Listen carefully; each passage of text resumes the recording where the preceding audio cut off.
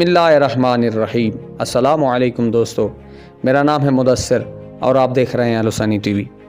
दोस्तों, आलम इस्लाम में कई ऐसे आलिम और साइंसदान और कीमियादान गुजरे हैं जिनकी रहती दुनिया में कोई मिसाल नहीं, जिन्होंने न सिर्फ अपने तजुर्बात और इजादात से दुनिया को मुतासिर किया बल्कि वो अपने अदवार के ज़हीन तरीन और आलिम व फाजिल थे।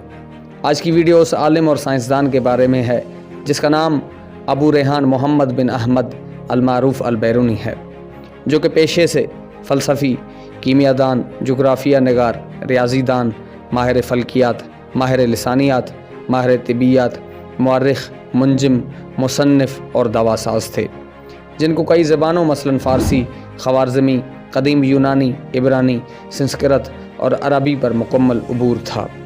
इससे पहले कि वीडियो का बाकायदा आगाज़ किया जाए, अगर आप हमारे चैनल पर नए हैं तो बराए करम हमारे चैनल को सब्सक्राइब करें ताकि ऐसी मुफीद वीडियोस आप तक सबसे पहले पहुँचें। इसी वीडियो से पहले हमने एक वीडियो में मशहूर साइंसदान और कीमियादान जाबिर इब्न हयान के जिसे अबुल कीमिया कहा जाता है का जिक्र किया था।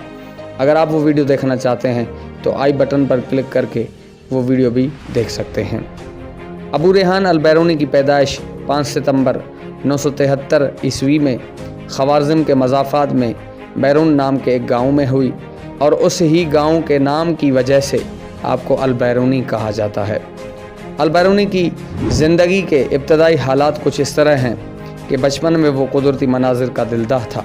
वो दिन भर बागात में फिरता, खूबसूरत पहाड़ों पर चढ़ता रहता और शाम को जब घर लौटता तो उसके हाथ में रेहान की टहनियों का गुलदस्ता होता जिसे वो एक प्याले में सजा देता और जब हवा चलती तो उस गुलदस्ते की खुशबू पूरे घर में फैल जाती।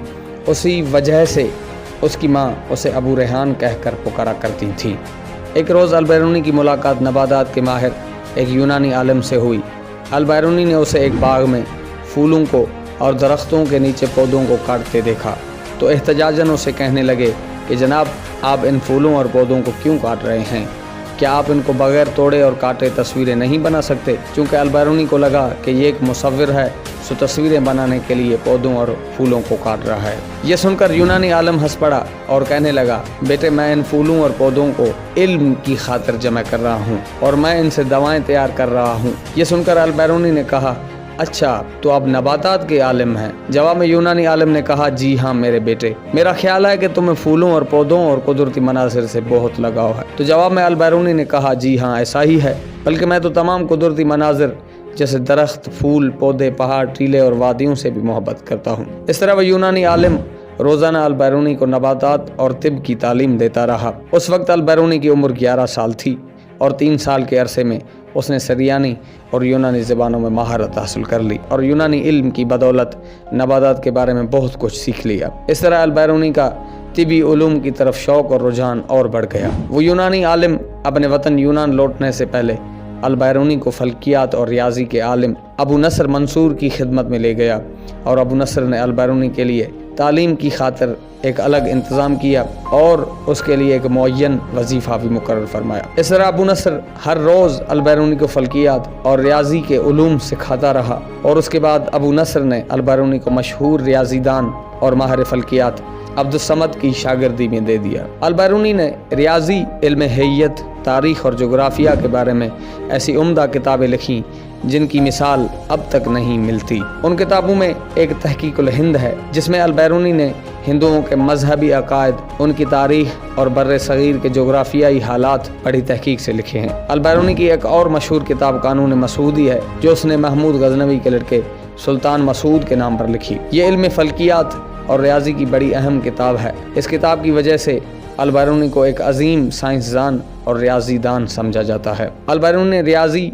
इल्म हैयत, तिबियात, तारीख़, मज़ाहिब आलम, अर्ज़ियात, कीमिया और जोग्राफिया वगैरह पर 150 से ज़ायद किताबें और मकालाजात लिखे। अल-बैरूनी के इन कारनामों के पेश नज़र चांद के एक दहाने का नाम अल-बैरूनी क्रेटर रखा गया। अल-बैरूनी की दरियाफ्तों की अगर बात की जाए तो उनकी दरियाफ्तों की फहरिस्त खासी तवील है। अल-बैरूनी अपने दौर के पहले वो साइंसदान थे जिनमें नौइयती वज़न मुतय्यन करने का तरीका दरियाफ्त किया। ज़ाविये को 3 बराबर हिस्सों में तकसीम किया। नज़री और अमली तौर पर माए पर दबाव और उनके तवाज़ुन पर रिसर्च की। उन्होंने बताया कि फुआरों का पानी नीचे से ऊपर किस तरह जाता है, और उन्होंने मुहीतुल अर्ज़ निकालने का नज़रिया वज़ह किया और मुतनब्बह किया कि ज़मीन अपने महवर के गिर्द घूम रही है। अल-बैरूनी की वफ़ात 9 सितंबर 1048 ईस्वी को हुई।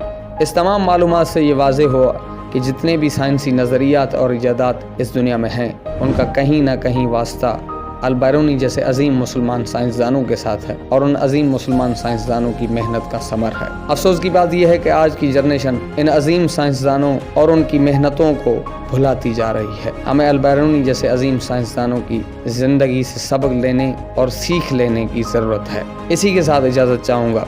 अगर आपको ये वीडियो पसंद आया तो इसे लाइक करें, इसे शेयर करें और हमारे चैनल को सब्सक्राइब करें। इंशाल्लाह फिर मुलाकात होगी नई वीडियो के साथ। तब तक के लिए अपना बहुत सारा ख्याल रखिएगा। अल्लाह हाफ़िज़।